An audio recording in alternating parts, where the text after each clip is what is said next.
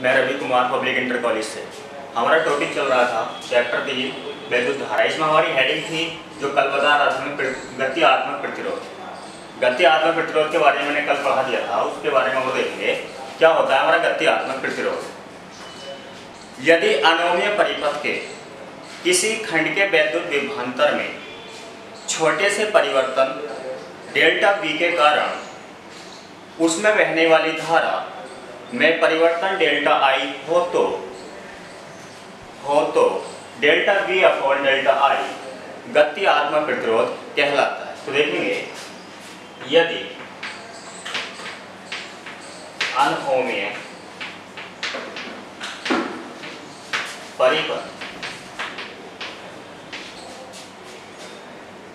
के छोटे खंड में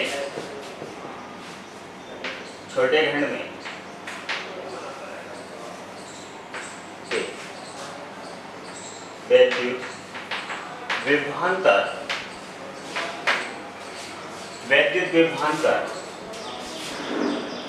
में परिवर्तन डेल्टा V के कारण वैद्युत धारा में होने वाला परिवर्तन डेल्टा I हो तो delta V upon delta I गत्यात्मक प्रतिरोध कहलाता है। और इसमें एक चीज और आती है। सबसे पहले आपने देखा कि गत्यात्मक प्रतिरोध इसमें आया हमारा यदि अनोमीय परिपथ के छोटे खंड के वैद्युत विभवांतर में परिवर्तन डेल्टा V के कारण वैद्युत धारा में होने वाला परिवर्तन डेल्टा I हो तो delta V upon delta I गत्यात्मक प्रतिरोध कहलाता है। अब इसमें एक चीज आ रही है हमारी अनोमीय परिपथ। तो सबसे पहले तो ये पता होना चाहिए कि अनोमीय परिपथ क्या होता है। तो अनोमीय परिपथ वह परिपथ होता है जो V अपॉन I का पालन नहीं करता, अर्थात ओम के नियम का पालन नहीं करता। तो देखेंगे ओम के अनुसार परिपथ के प्रकार, ओम के अनुसार परिपथ के प्रकार,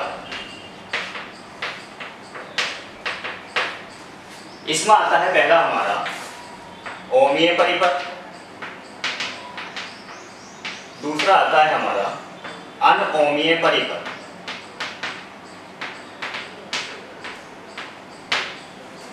ओमीय परिपथ किसे कहते हैं? वह परिपथ जो ओम के नियम का पालन करता है, अर्थात D अपॉन I बराबर नियतांक का पालन करता है, ओमीय परिपथ कहलाता है। अनोमीय परिपथ वह परिपथ होता है जो ओम के नियम का पालन नहीं करता। इसमें नेक्स्ट हेडिंग आती है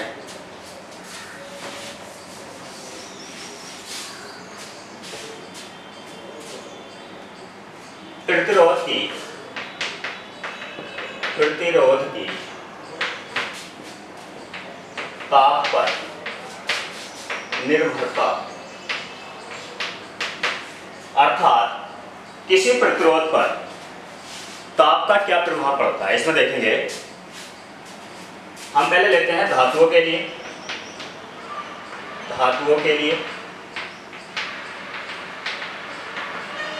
दूसरा पॉइंट हमारा अधातुओं के लिए,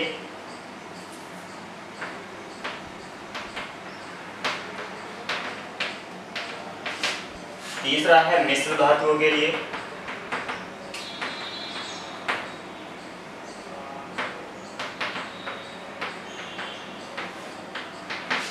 चौथा है हमारा अर्धचालकों के लिए।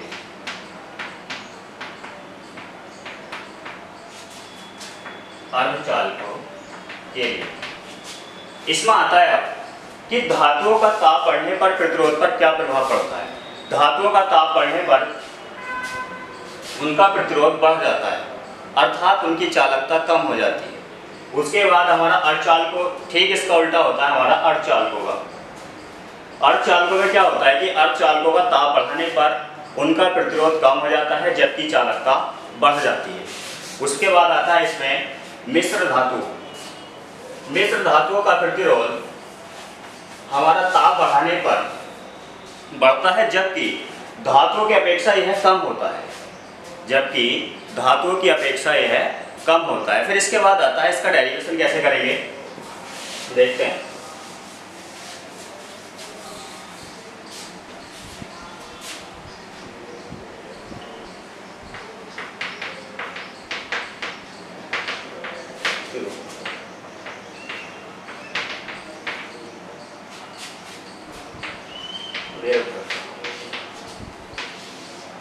अब इसमें आता है यदि किसी तार की लंबाई, यदि किसी तार की लंबाई स्मॉल एल तथा इसका अनुप्रस्थ परिच्छेद क्षेत्रफल तथा इसका अनुप्रस्थ परिच्छेद क्षेत्रफल कैपिटल ए और इसमें उपस्थित इलेक्ट्रॉनों, इसमें उपस्थित इलेक्ट्रॉनों का अपवावेग वीडी,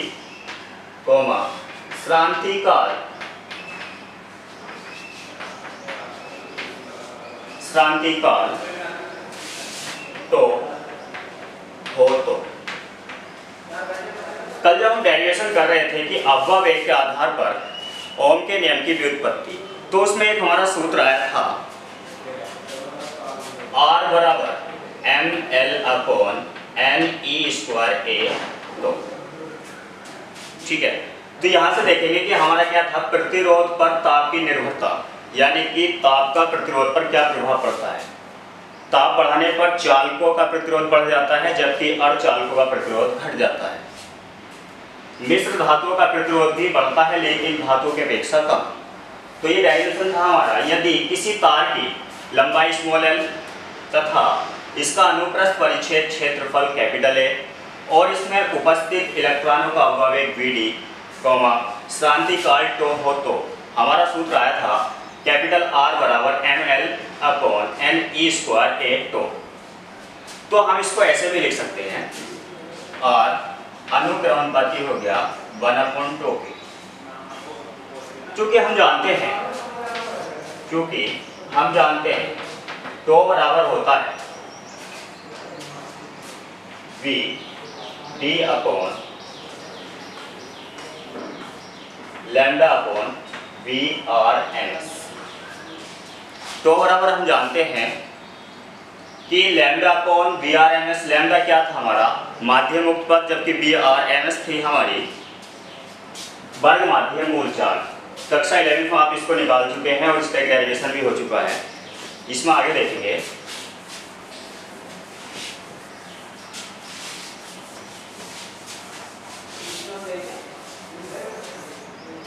इसमें आ गया था हमारा कि R व्युत्क्रमणिपाती हो गया था टो के, और इसी प्रकार से जब हमारा टो बराबर आया था V, टो बराबर आया था हमारा λ/VRMS। तो हम इसको लिख सकते हैं R अनुक्रमणिपाती 1/2 और टो अनुक्रमणिपाती हो गया हमारा 1/VRMS। तो इसको हम डायरेक्टली क्या लिख सकते हैं, R अनुक्रमणिपाती 1/2 और ठीक इसका उल्टा क्या हो जाएगा हमारा VRMS। और चूंकि हम जानते हैं कि VRMS बराबर होता है √3 kVT/m। तो हम VRMS को क्या लिख सकते हैं, वी आर एम एस अनुपाती अंडर रूट टी। ठीक, अब यहां से आता है, इसमें आगे देखेंगे।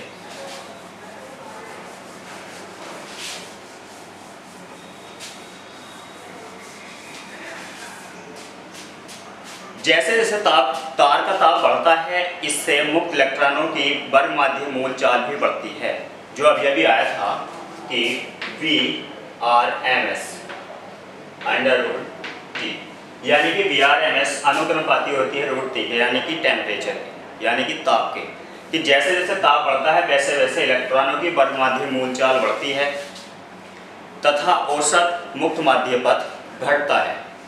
अतः यदि 0 डिग्री टेम्परेचर पर, यदि 0 डिग्री टेम्परेचर पर या ताप पर, यदि 0 डिग्री सेंटीग्रेड ताप पर तार का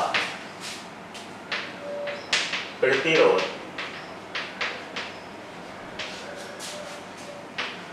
R0 तथा T डिग्री सेंटीग्रेड ताप पर तार का प्रतिरोध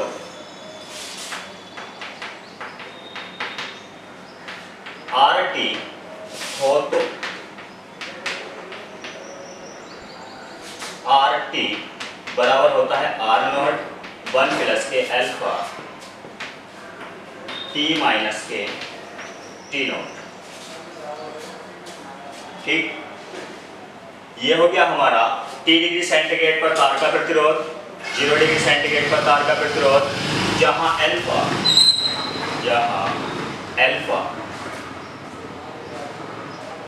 तार का प्रतिरोध, जहां अल्फा तार का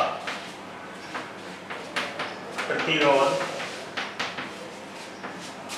ताप गुणांक है।